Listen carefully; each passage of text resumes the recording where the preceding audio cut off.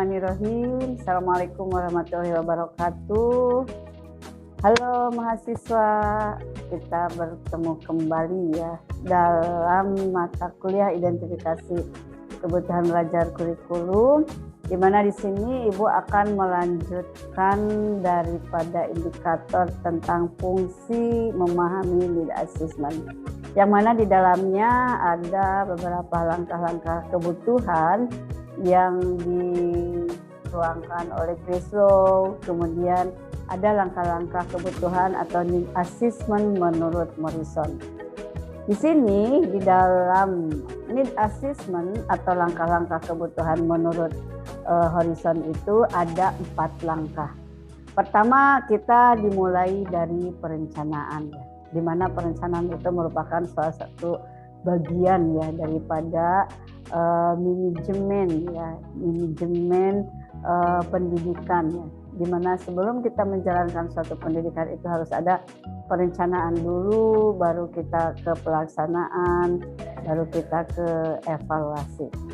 Nah, di sini setelah kita mengadakan suatu perencanaan, sebelumnya sudah ada perencanaan, maka dilanjutkan dengan pengumpulan data, di mana nanti pengumpulan data itu akan berlanjut kepada analisa data. Nah, di sini di analisa data itu lebih ini lagi ya, karena di dalam analisa data itu kita bisa menentukan apakah ini fix verifikasi data itu bisa dipakai ataupun enggak. Nah, maka selanjutnya di sini menurut Morrison itu adalah langkah yang keempat, laporan akhir. Baik, di sini di dalam perencanaan merupakan suatu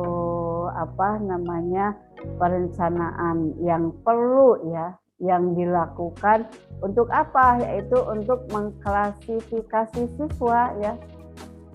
Siapa yang akan terlibat dalam kegiatan analisis kebutuhan. Nah, di dalam mengklasifikasi siswa itu bisa kita lihat dari apanya. Sebelumnya sudah diterangkan ya, di dalam klasifikasi itu bisa dilihat daripada latar belakangnya, kemudian bisa dilihat dari minat bakatnya, golongannya ya. Itu merupakan salah satu bagian pengklasifikasian. Kemudian bisa dilihat daripada ranking ya, rankingnya juga. Nah, di sini siapa yang akan terlibat di dalam kegiatan analisis kebutuhan, yaitu yang akan menentukan ya, baik itu bisa suatu penyelenggaraan program, biasa suatu penyelenggaraan suatu pembelajaran. Nah, selanjutnya menurut Morrison yang kedua adalah pengumpulan data, di mana di dalam pengumpulan data dilaksanakan sesuai dengan perencanaan yang telah ditentukan pada saat pengumpulan data. Peneliti perlu mempertimbangkan besar kecilnya sampel. Jadi data itu akan dilihat daripada sampel atau siapa aja orang-orang yang akan menjadi suatu informan kalau dalam satu penelitian ya. Sampel itu kan bisa berupa verbability ataupun non verbability ya. Kalau biasa berbicara sampel di kualitatif itu kita biasanya menggunakan sampel non verbability ya, dengan menggunakan persuasive sampling. Itulah yang akan menjadikan bahan apakah kita di dalam menentukan suatu pengumpulan data itu kita itu harus menentukan apakah kita mau kualitatif ataupun mau kuantitatif. Nah, selanjutnya di sini adalah tentang analisa data ya, di mana di dalam analisa data setelah semua data terkumpul, langkah selanjutnya adalah melakukan analisa data berdasarkan apa ya, berdasarkan hasil daripada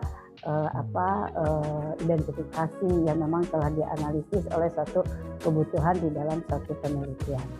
Nah, yang terakhir adalah membuat laporan akhir, langkah ya di dalam identifikasi kebutuhan, membuat laporan akhir terkait dengan hasil penelitian yang dilaksanakan ya. Jadi itu jelas ya, laporan akhir dari suatu karya ilmiah atau dari satu research itu yaitu adanya suatu karya ilmiah hasil daripada kita ya sebagai mahasiswa, ataupun laporan akhir suatu kegiatan kalau memang itu adanya dari suatu penyelenggara yang menyelenggarakan suatu program. Nah, jadi ditarik kesimpulan ya, inilah merupakan salah satu langkah-langkah kebutuhan menurut Morrison. Nah, kesimpulan dari semuanya dari fungsi need assessment atau fungsi need assessment itu dilihat juga dari strategi analisis ya. Penilaian kebutuhan dalam desain pembelajaran yaitu dalam konteks pengembangan kurikulum ya, menurut siapa? Itu menurut John M. Cheney ya. Mendefinisikan need assessment itu yaitu the process by which ya one the educational need and decided what their prioritas are. Itu menurut M. Cheney.